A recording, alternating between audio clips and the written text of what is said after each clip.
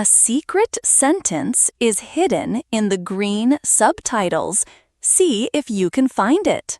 Okay, so you want to own a pub. Find a nice old building, put a good few taps on the bar, pull pints, and watch the till ring. That's the plan in your head, and honestly, it's not a bad plan. Walk into any decent pub on a Friday night, and it looks like the easiest business in the world. Every stool taken, the bar 3 deep, a roar off the place. You look at that and you think, this must be an absolute goldmine. More people, more pints, more money. Simple. Here's the problem. You are looking at the 2 hours of the week that lie to you the most. Because in a minute, I'm going to take one €6.50 pint and take it apart, line by line, and show you exactly what the publican keeps. It is a lot less than you think, and once you see that number, everything about how a pub actually makes money and how it quietly bleeds money starts to make sense.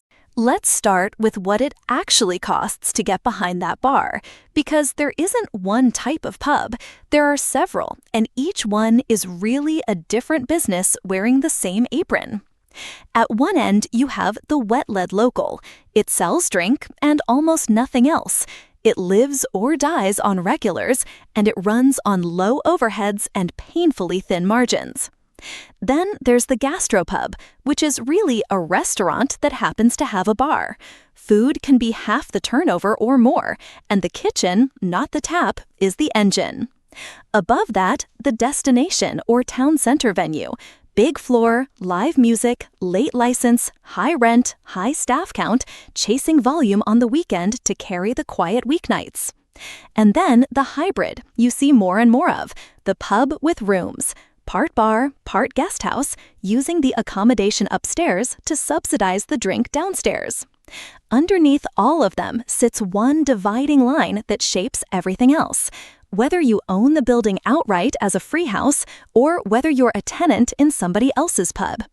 Hold that thought, because that single decision decides how much of every pint you actually get to keep, and I'll show you the exact euros in a moment. Now, here's where the plan in your head starts to break down. You think the expensive part is the building and a few kegs. It isn't. Start with the license itself, because in Ireland, this is not a small detail. The country runs a capped licensing system. For decades, to open a new pub, you generally couldn't just apply for a license. You had to buy an existing one and extinguish it. At the peak, those licenses traded for around €40,000 on their own before a single pint was poured. That is a cost most first-timers don't even know exists. Then, the building becomes a pub, which is a renovation, not a decoration. A proper cellar with glycol cooling lines run to every tap, so the beer arrives at the right temperature. Commercial extraction and ventilation, toilets to code, disabled access, fire exits, an alarm and CCTV the insurer will demand. Cellar and bar fit-out alone runs €60,000 before you count the stock. And then the number that quietly frightens experienced publicans more than any of it: insurance.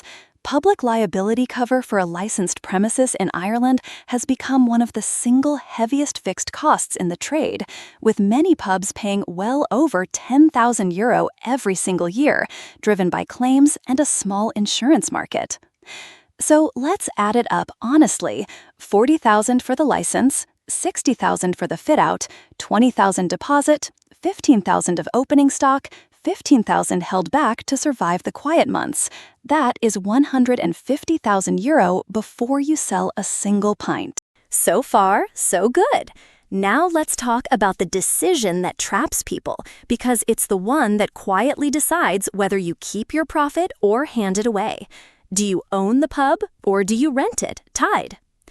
Owning the building outright, a free house, means you buy your drink from whoever is cheapest, and every euro of margin is yours. It also means you've sunk a fortune into property before you've earned a cent. The tied route sounds gentler. A pub company owns the building. You pay a lower rent to get in, and in exchange, you're tied. You must buy your beer through them. Here's the catch, and it's the whole game, and I want to put a real number on it. A 50-liter keg holds about 88 pints. On the open market, that keg might cost you €140. That's €1.60 a pint. On a Tide deal, the same keg is more like €170. That's $1.90 a pint. 30 cents. That's the difference. It sounds like nothing, but a busy pub pulls 400 pints a day. 400 times 30 cents is €120 a day, straight out of your pocket and into theirs. Over a year, that is nearly €44,000. That's the tie. It is a rent you pay by the pint, whether the pub is busy or not, and it never appears on your rent bill. Now we get to the part of this business that actually explains everything else, the pint itself. Picture the perfect customer. He walks in, orders a pint, drinks it, orders another. Pure profit, surely. Let's slow down and actually do the maths, because that pint is carrying more passengers than anyone at the bar realizes. And I'm going to do this in real euros, line by line, so you can see exactly where it goes. Start with the price on the board, €6.50. First, that. In Ireland, that's 23%, and it is already inside that €6.50. So the taxman takes €1.22 before anything else happens. You are down to €5.28. Next, alcohol excise duty. Ireland runs some of the highest alcohol excise in Europe. On a pint of stout or lager, that is roughly 55 cents. You are down to €4.73. Now the beer itself. On that Tide deal we just talked about, the keg costs you €1.90 a pint. You are down to €2.83. Then the part nobody counts, wastage. The pull-through at the start of a shift, the pipe cleaning, the settling, the overpour, the flat end of a barrel, the pint sent back. Call it 6%, which is about 30 cents a pint. You are down to €2.53. And finally, the person who actually pours it. Wages, PRSI, holiday pay, spread across the pints they serve, is about 80 cents a pint. So, €6.50 on the board, €1.73 in your hand. And that €1.73 has not yet paid the rent, the insurance, the electricity, the license, or the accountant. That is the counterintuitive core of this trade. The pint, the thing you're famous for, the thing the whole plan was built on, is close to the worst money in the building. And the customer nursing one pint for 3 hours on your busiest stool is a customer you are making €1.73 on all night. There's a seasonal wrinkle worth walking through because it shapes the entire financial calendar of a pub. The trade is brutally lumpy. A huge share of the year's profit is made in a handful of windows: the Christmas fortnight, big match days, a summer of good weather, the bank holidays. December alone can carry the slow, wet, empty weeks of January and February that follow it. Experienced owners don't spend the Christmas takings. They ration them across the dead months. The ones who get caught out are the ones who treat a great December as if it were every month. And underneath it all is the real product a pub is selling, which was never the drink. It's the room. It's being somewhere that isn't work and isn't home. The third place, where you're known, where you'll stay for one more. Everything is tuned to keep you there longer, because dwell time is money. And here is why in numbers. That customer sitting on his own with one pint is worth €1.73 to you across the whole evening. The same customer, staying for a burger and 2 more pints, is worth closer to €11. Same stool, same night, 6 times the money. A pub that empties at 9:30 has failed at the one thing that actually pays. A pub where nobody wants to leave is printing money on food, on rounds, on the next one. And here's the hidden cost that catches almost every first-timer, and it has nothing to do with beer: music. The second you play a song, or a match commentary, or have a band, you are publicly performing somebody else's work, and that is not free. In Ireland, a pub needs music licenses, and the sports coverage that fills the place for a big game requires a proper commercial subscription that costs multiples of a home package. Skip either, and you're not risking a fine so much as a knock on the door and a bill far larger than the license would ever have cost. Now, let's talk about whether a pub built purely on drink can actually survive, because the honest answer is fewer and fewer can. Ireland has lost thousands of pubs over the last couple of decades, hundreds of rural locals shutting for good. They didn't close because people stopped drinking. They closed because the maths stopped adding up. Let me show you that maths. Take the €1.73 we worked out.